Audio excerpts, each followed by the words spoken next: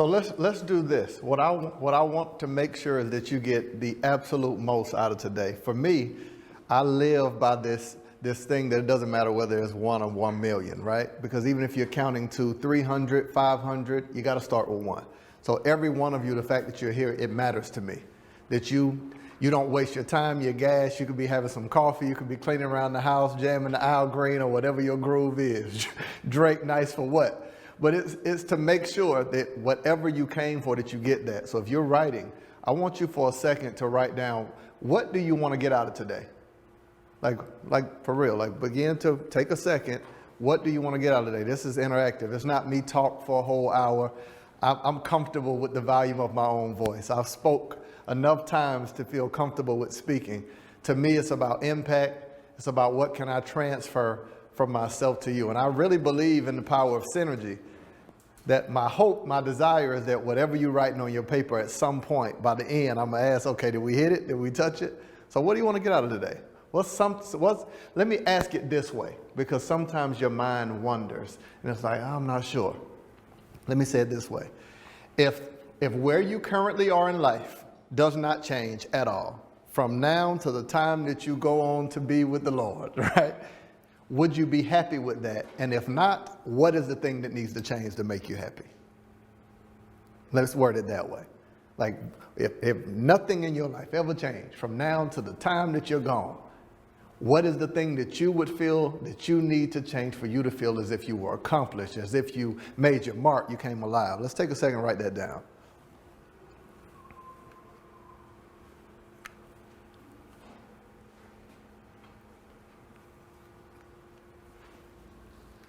What is this? Facebook, Instagram, what we got? What up, Instagram? What up, Facebook? When y'all done writing, just pop your head up and we'll rock from there, okay? Everybody wrote their stuff down? I love it, I love it. So let me ask this. Who in here work, business professionals, entrepreneurs, where are you at with it? Where's everybody at with it? Currently working, entrepreneur, trying to start a business. I want to see who I'm speaking to so I can make sure the conversation matches. How about yourself? Currently I'm a driver, but I'm trying to start my own business. Well, starting my own business. Okay. The process of starting your business. Are you currently working for someone else, or you're a full entrepreneur? Currently working. Okay, gotcha. How about yourself? Currently working, run an entrepreneur accelerator program. Okay. Just started an association with my industry. Okay. What industry are you in? Experiential marketing. Ooh, I like the sound of that. I want to hear more about that. How about yourself? Getting ideas, just starting out like the rest of them, getting ideas in terms of moving forward, becoming an entrepreneur. Perfect. Okay, so what I want to do is get into a few concepts that I can give you. And I know the first thing that I always think about whenever I'm listening to someone is not out of being mean, but I always ask, who are you and why should I listen to you?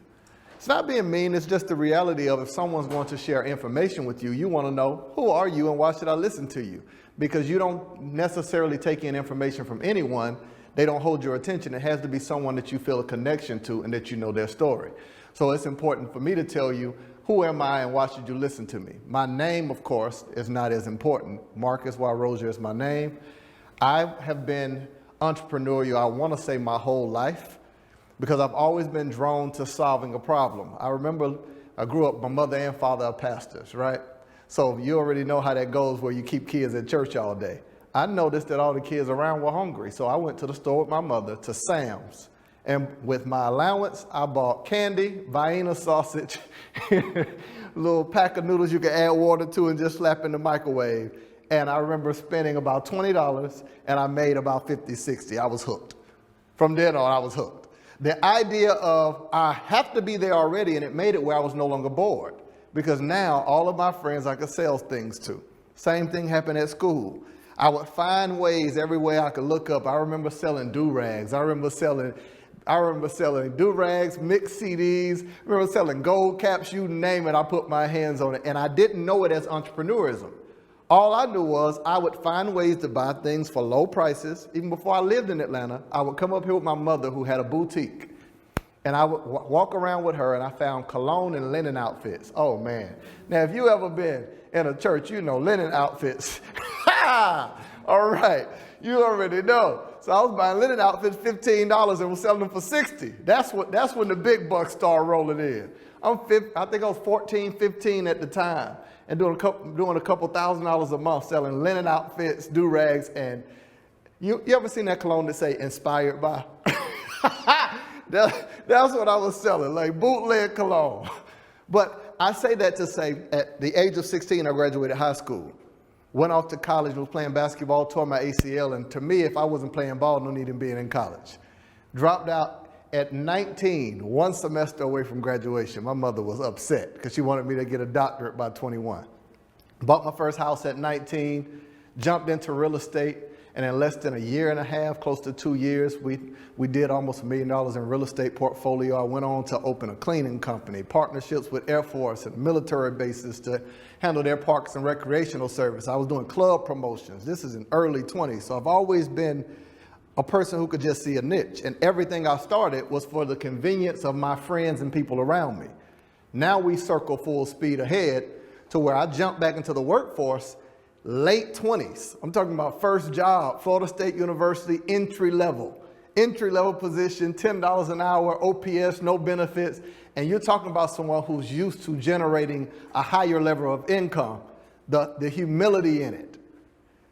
I start there and I'm at $10 an hour. In less than 10 months, I'm in 3 different positions. I go from entry level to event coordinator to HR to, by the time I left, I was the operations manager for a Center for Academic and Professional Development, because I understood people and I understood the idea of taking ownership and the mindset that it takes to move up within an organization and to run a company. So when you look now, if you're saying, okay, so what do you do now? I'm the author of, I've written 23 books. I wrote 23 books in 3.5 months. I published 3 of them, self-published, that have gone on to sell, when the day has sold over 10,000 copies. Traveled to over 30 countries, and I don't say this to brag, I say this to say, who are you and why should I listen to you, is the conversation we're having. So you're talking about someone who from a child all the way to now have always found a way to find some way to add value to people and generate income. So that's the conversation we're gonna have, not about the money, but the mindset.